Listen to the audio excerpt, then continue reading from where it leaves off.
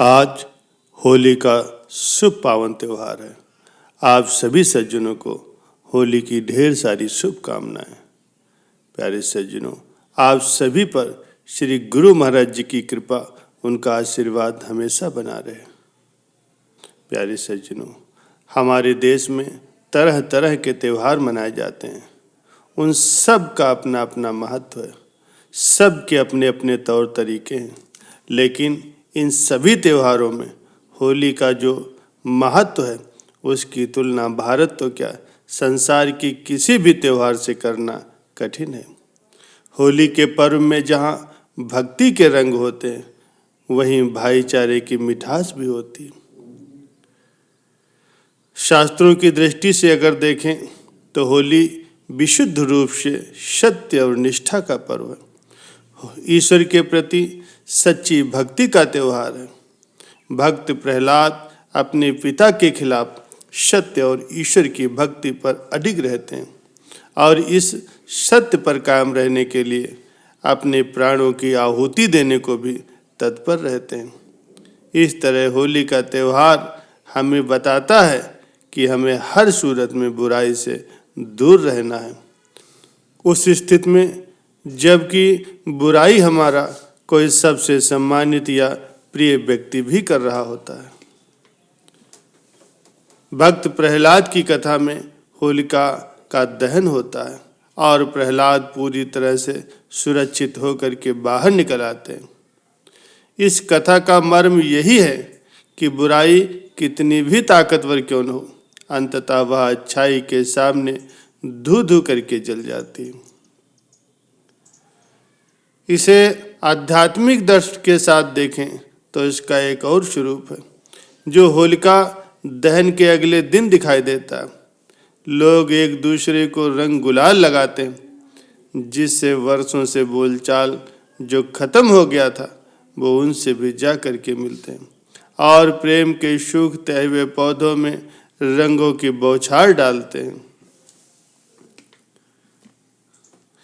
ये रंगों की बौछार हमारे समाज को इतनी प्रिय है कि बहुत से इलाकों में अगले 2 दिनों तक भी होली मनाई जाती है।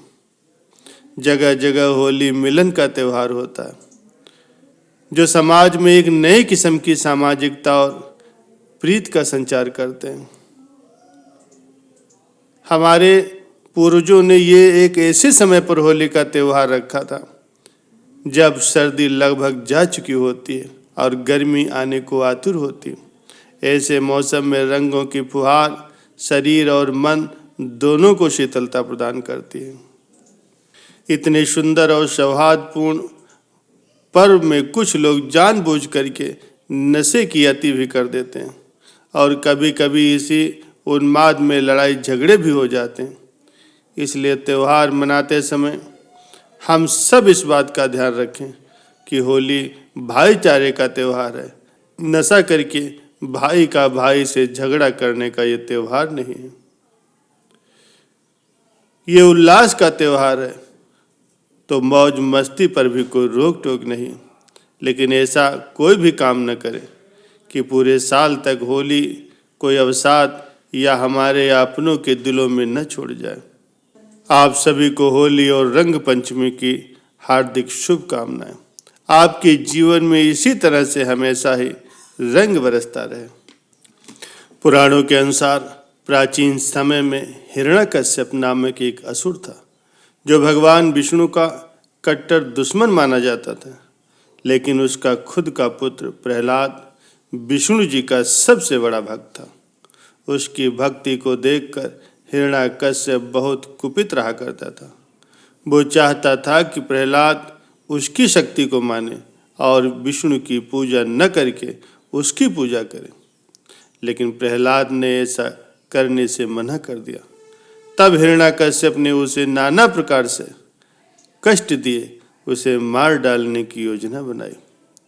लेकिन विष्णु की कृपा से प्रहलाद हर बार बच जाता था। तब हिरण्यकश्यप के क्रोध का कोई अंत न रहा।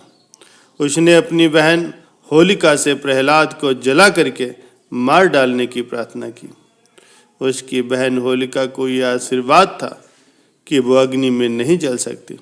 अतः उसने अपनी बहन को मनाया कि वो प्रहलाद को गोद में लेकर के अग्नि में बैठ जाए।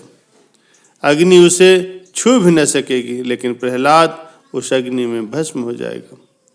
बहन ने अपने भाई की बात मान ली और एक नियत समय पर वो प्रहलाद को गोद में लेकर के बैठ गई। उसने अग्नि का आवाहन किया। आश्चर्यजनक रूप से होलिका उस अग्नि में बुरी तरह से जल गई, जबकि भक्त प्रहलाद साफ साफ बच गया। प्यारे सज्जनों, इस प्रकार बुराई पर अच्छाई की विजय के रूप में यह त्यौहार देश भर में होली के नाम से मनाया जाता है। कहते हैं कि जैसे हिरण्याकश्यप के जीते जी ही बुराई का अंत कैसे होता है उसने देखा। होलिका के रूप में बुराई जल गई और अच्छाई के रूप में भक्त प्रहलाद बच गए।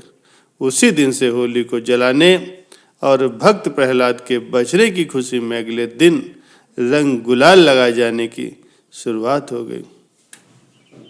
इसीलिए रंग गुलाल लगाए जाने से पहले ही होलिका दहन का रिवाज बन चुका है। प्यारे सज्जनों, रंग गुलाल लगाना जीवन में उत्साह का प्रतीक माना जाता है।